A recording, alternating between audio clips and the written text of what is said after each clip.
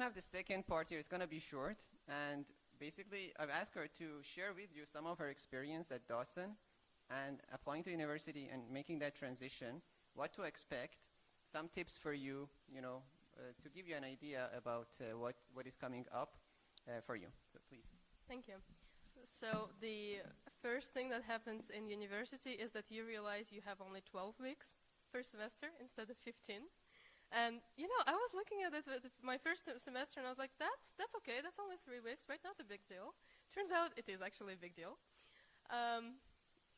Because the pace at which things are happening at university is so much faster compared to what is happening in college. Like in college, you can have, 3 lectures or 4 lectures, 3 classes basically, or 4 classes on a certain topic.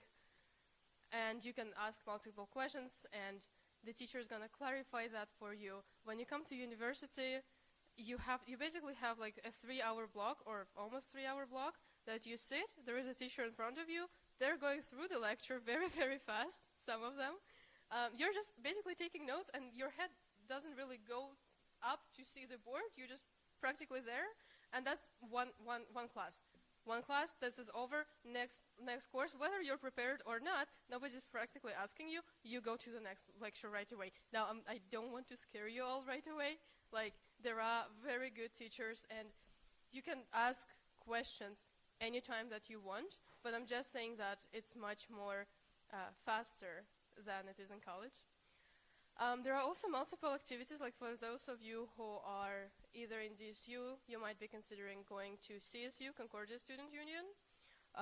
There are multiple clubs that are very interesting.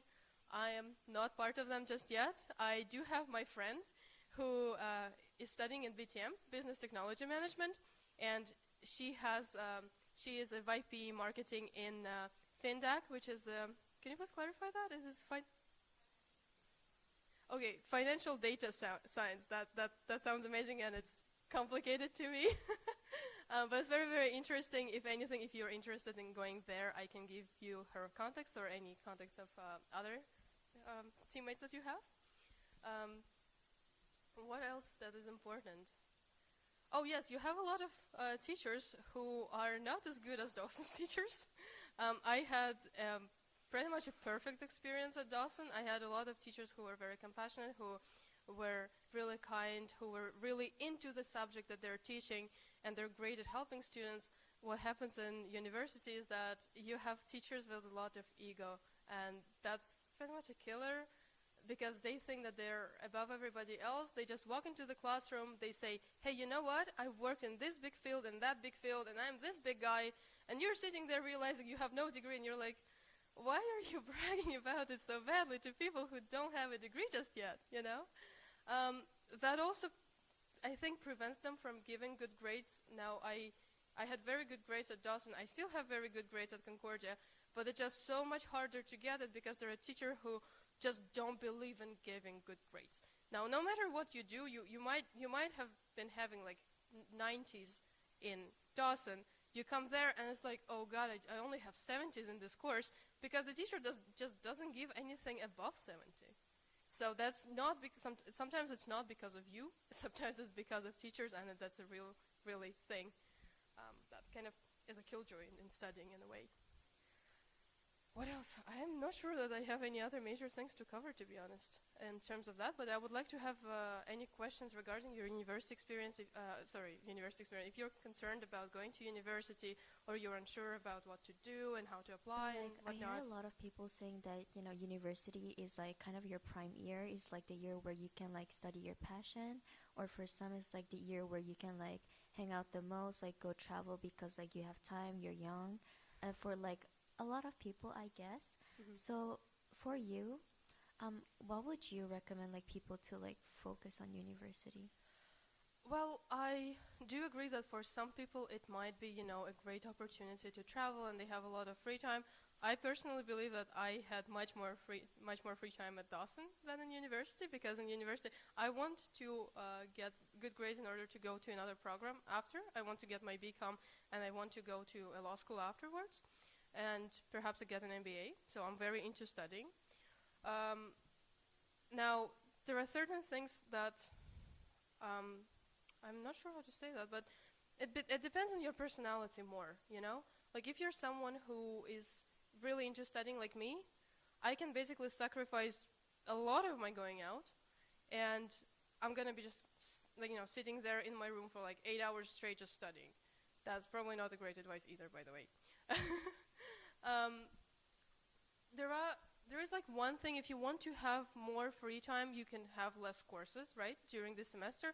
Now, in order to be considered a full-time student, you have to have at least 12 credits per term. Now, that means roughly 4 courses. Now, most of the courses that are being offered are 3 credits, which means 4 courses.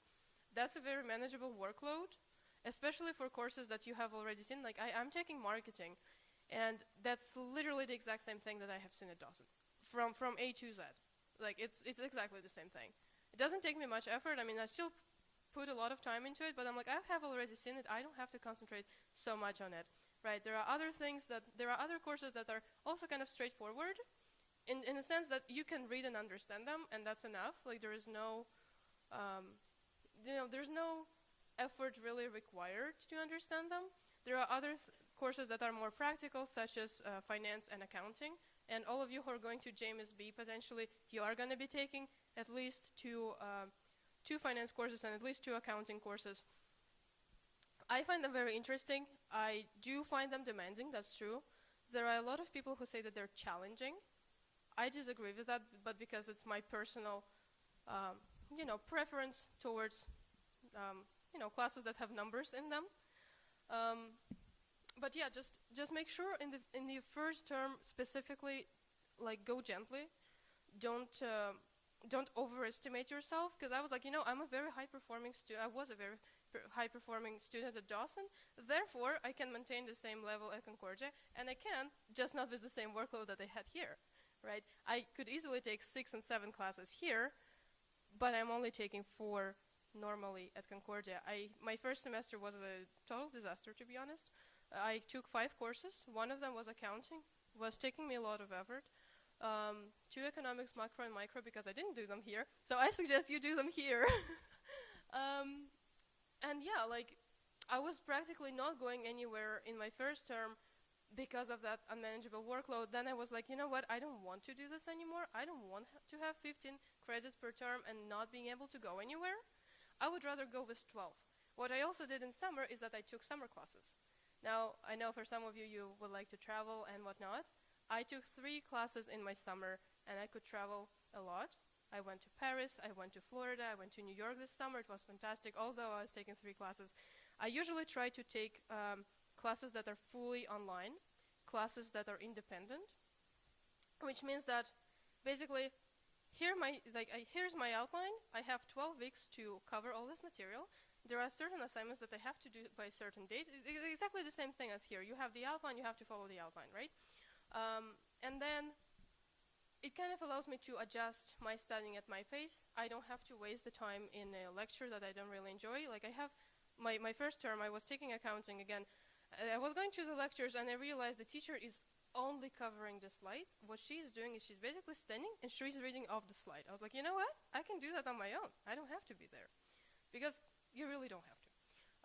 I'm not encouraging you to skip classes, because now I'm taking a finance course where the teacher posts the lecture outline. So basically he says, we're going to be covering this, this, and that, but he doesn't post any slides. We don't have any slides in this course, which means that the only way for you to actually absorb the material actively is either through the textbook or through the teacher by attending the lectures. But yes, it depends on you. I know that Concordia offers a lot of exchange programs. So that's if you want to combine your studies with your traveling, that's also an option for you. If you're doing some academic research, Concordia provides funds for this. If you have travel-related expenses, they might cover it for you. I'm not going to be speaking on Miguel's behalf, but I do believe that they should have similar programs, helping students out. But yeah, it just depends on your personality and how well you want to travel and manage your time. Now, what I think is a great idea also is to set up a fixed schedule. Like, I have on my phone, I can show you after if you want, but I basically have my class times, and then I have, on this day I want to exercise at this hour and at that hour, and I have my exercises for every day. I want to go to sleep at a certain point of time. I have to abide by that, decision. And this is my free time that I would like to have with my friends. That answers? Okay. Thank you. We have a question. I'm going to get to you in a minute. I just want to ask two questions also. First of all, could you tell us a little bit more about the exemptions courses that you got when you went to Concordia, and also your experience with online courses? Sure. Yeah, sure. How much time do we have? Oh, that's a lot. Okay, that's great. So the exemptions that I got were actually a lot. It was a psychology course, the introduction to psychology that I took here. It was QM, quantitative methods. I am not sure, is it still called that? Quantitative methods? Yes? Okay. So that was the stats course that I got exemption from, although I still had to retake it as part of my program. I'm not sure what the exemption was exactly for. I got the exemption for my Italian courses that I have been taking here. Now I also attended, I audited some Italian courses here while I was in Concordia. I was also coming to Dawson to audit the course. I agreed with the teacher.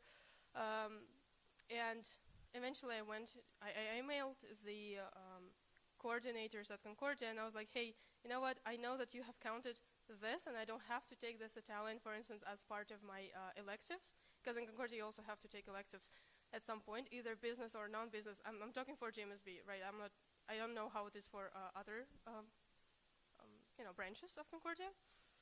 I emailed them and I was like, you know what? I was taking this and I got the exemption, but I would like to continue with my Italian. Is there a possibility for me to do so? And they're like, yes, like, what's your level? What have you done? I was like, I audited these courses, and this is my knowledge. They're like, yeah, you can take some test on Moodle, like it's a language placement test.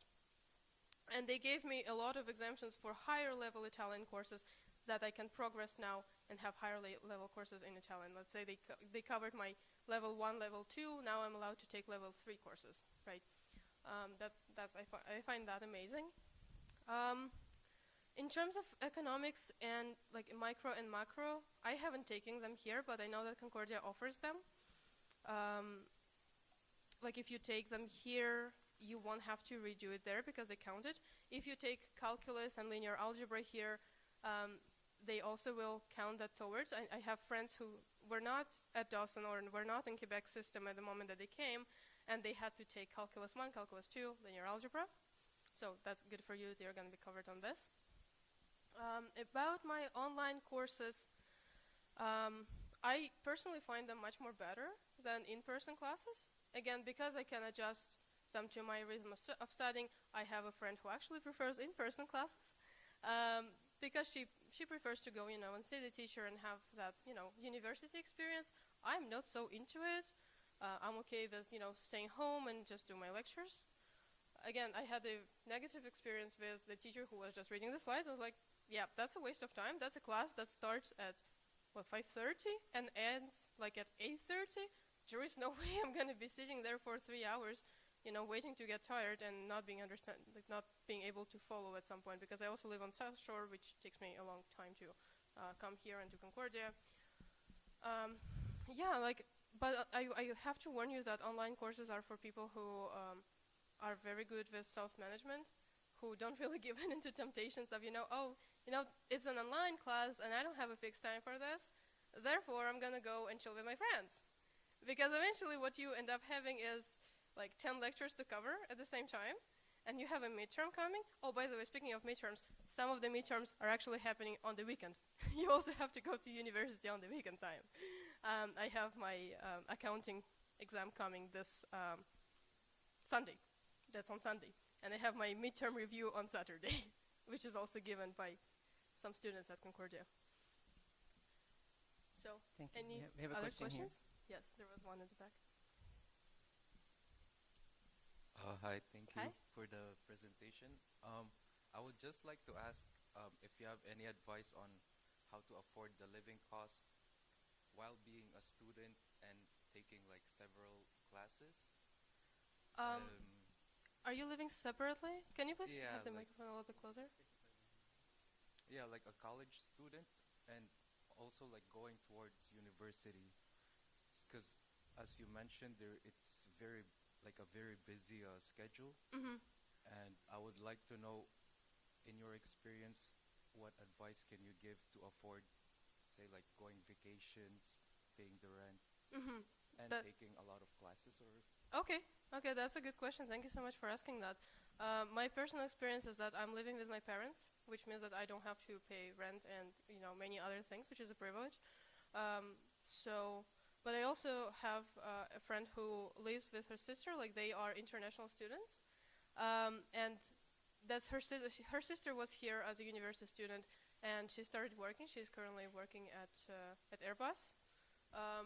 So basically my friend is taking care of all the housework, like I don't know, cooking and cleaning, and her sister is earning money for both of them to rent them an apartment.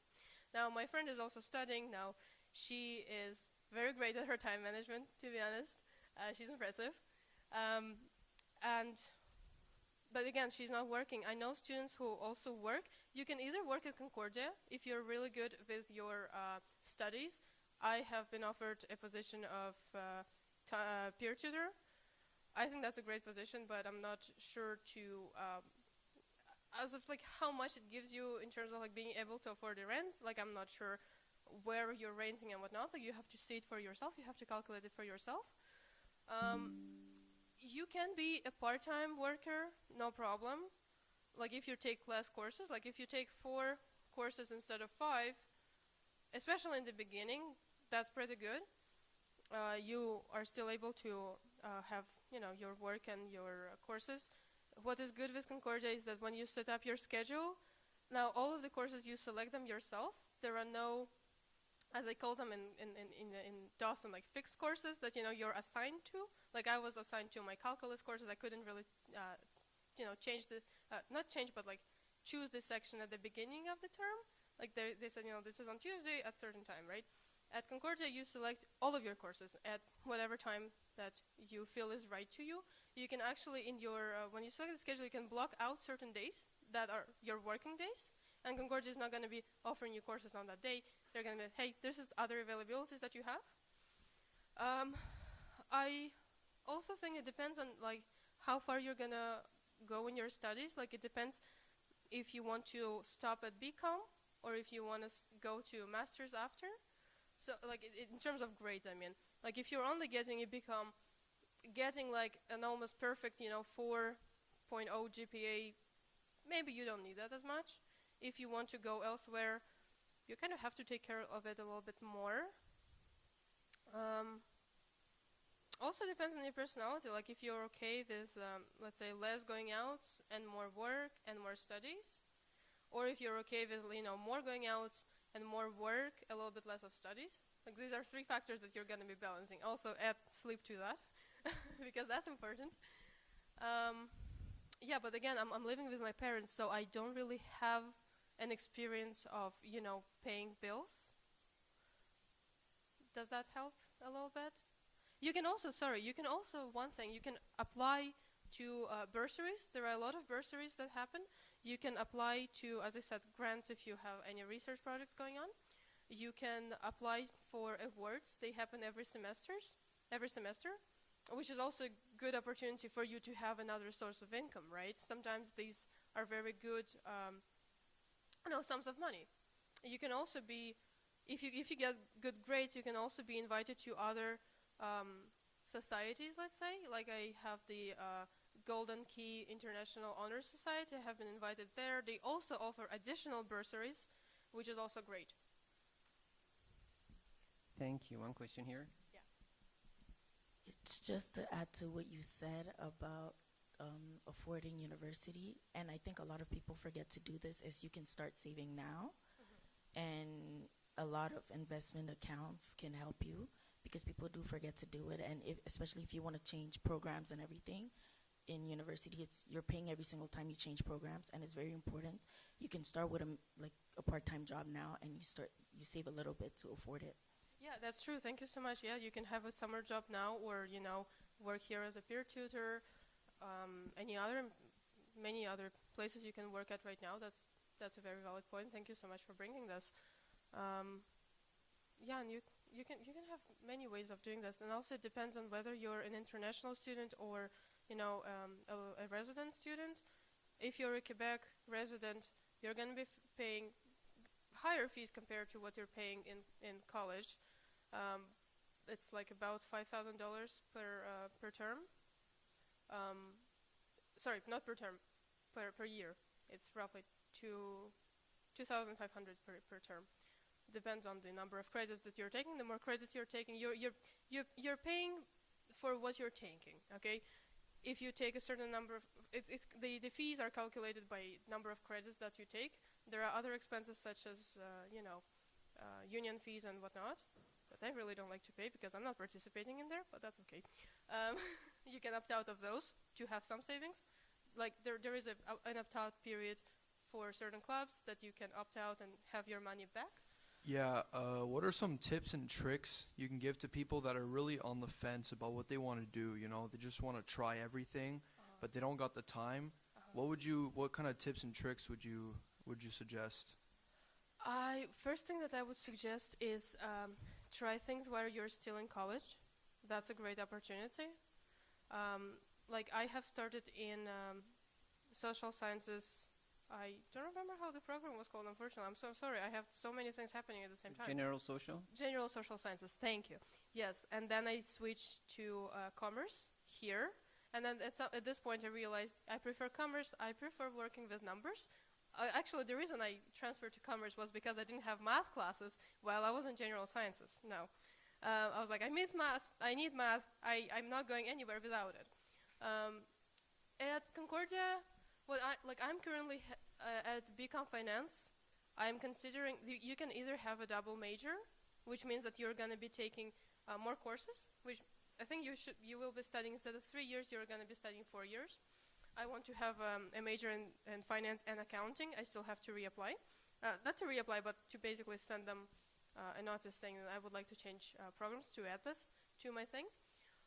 You can also have, you're definitely required to declare a major. So you have to choose a field that you think that you might potentially like. You can also do a minor.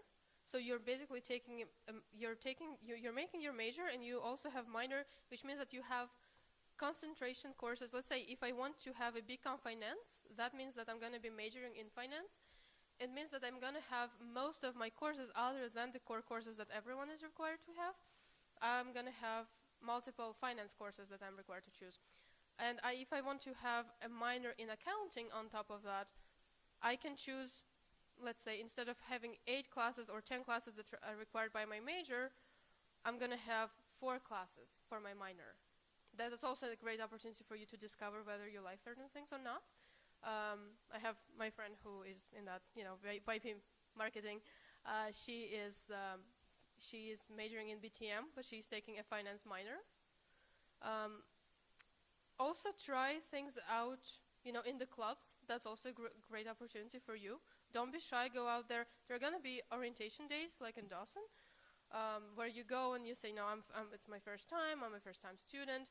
What are some clubs that I can join? Like, I'm interested, I don't know, in politics, right? So there's definitely a club for politics. I don't believe there isn't one.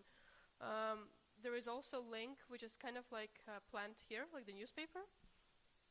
Also try things on your own during your summer when you're free. Also, you can speak with an academic advisor. They're also there to help you. I know that kind of sounds like you guys know that. Yeah, just try things out, especially while you're still here, because I think it wouldn't hurt. Like you don't pay anything when you switch programs here or when you take certain classes here, right? So that's a good opportunity here to discover that. Thank you. If I may add also to the something useful to know is that more than 50% of students change their program within their first year of their university study. Just knowing that gives you a little bit of assurance that if you feel lost or if you feel like, I'm not interested anymore, that's totally okay. It's just part of growing up, part of being exposed to new disciplines. So don't be afraid. If you feel like you lost your taste, or maybe you're discovering new information, that's going to happen. It happens to most of you. Just don't be afraid, but try to make those switches the sooner than later. Yeah, don't be stuck in things that you don't want to be doing. Yeah, so now hypothetically speaking, if I've decided what I wanted to do, what kind of tips and tricks would you give to somebody who wants to like study abroad, for example? Okay, so about that, I would say study your first semester at Concordia or whatever university you're in, just to discover how things are going. It's also going to be an opportunity for you to see what kind of exchange programs they have. If I'm not mistaken, they're usually for 1 semester or maybe for a year. You can, again, there are emails, there are resources to figure this out with the university that you're with. I think that's probably the best solution. Now, in terms of studying abroad, if you're doing it through an exchange program, that's great because you're also going to be studying in the same language. Like, for instance, if you want to, if you're a Concordia student and you want to take some courses, I know, in Italy, you're going to be taking them in English. You're not going to be taking them in Italian. That's fantastic. But do have, a general knowledge probably of Italian to come to Italy in order to stay there. But I think you also should get by with English. Any maybe final question or comment? Anyone? We're good? All right. Thank you to all of you, and thank you to Alexandra for your time. Thank you so much for being here again. Thank you.